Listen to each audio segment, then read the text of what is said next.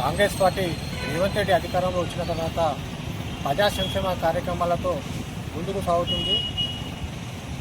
Congress party అధికారంలో వచ్చినాక ఎన్నో ప్రజా సంక్షేమ కార్యక్రమాలతో ప్రజల మన్ననలు పొందుతుంది. ముఖ్యంగా తెలంగాణ రాష్ట్రాన్ని కాంగ్రెస్ పార్టీ ఒక ధనిక రాష్ట్రంగా ఇస్తే ఈ బీఆర్ఎస్ ప్రభుత్వం అప్పుల ఊబిలో నూకి ఈరోజు తెలంగాణను పూర్తిగా ఆర్థికంగా లోటుగా తయారు చేసింది. ఈ గత ప్రభుత్వం చేసినటువంటి అప్పులను భరిస్తూ ఈరోజు రేవంత్ రెడ్డి ప్రభుత్వం అనేక సంక్షేమ కార్యక్రమాలు ఎక్కడ ఆటంకం ఏర్పడకుండా ముందుకు తీసుకువెళ్తుంది.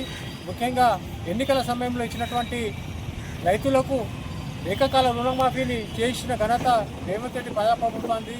అట్లే ఈరోజు రైతులకు వ్యవసాయంపై ఎలాంటి ఇబ్బందులు కలగకుండా రైతు భరోసా కార్యక్రమాన్ని కూడా నిధులను విడుదల చేయడం జరిగింది. అట్లే సన్నఓట్లో కూడా 500 బోనస్లు ఇవ్వడం జరుగుతుంది. రైతు పండించిన ప్రతి పంటకు కూడా ఈరోజు కనీస మద్దతు ధరతో కొనుగోలు చేసిన ఘనత ఈ ప్రజాప్రభుత్వం రేవంత్ రెడ్డి ప్రభుత్వానికే దక్కింది. కేవలం రైతులకే కాకుండా ఈరోజు విద్యా వ్యవస్థను కూడా అన్ని విధాలుగా బలోపేతం చేస్తూ ముందుకు సాగుతుంది. ముఖ్యంగా ఈరోజు హాస్టల్లో చదువుకునే నిరుపేద విద్యార్థులకు మంచి భోజనాలు అందించడంతో పాటు పౌష్టికాహారం అందించడంతో పాటు ఈరోజు వారి కాస్మోటిక్ ఛార్జీలను మెస్ ఛార్జీలను పెంచిన ఘనత రేవంత్ రెడ్డి ప్రభుత్వానికి.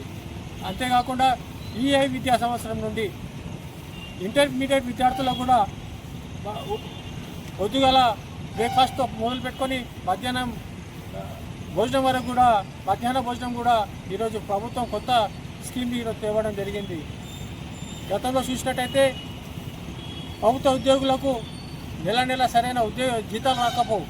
కానీ రేవంత్ రెడ్డి ప్రభుత్వం వచ్చినాక ఉద్యోగులకే కానీ పెన్షన్లకే కానీ ప్రతి నెల మొదటి వారంలోనే జీతాలు వేయడం జరుగుతుంది.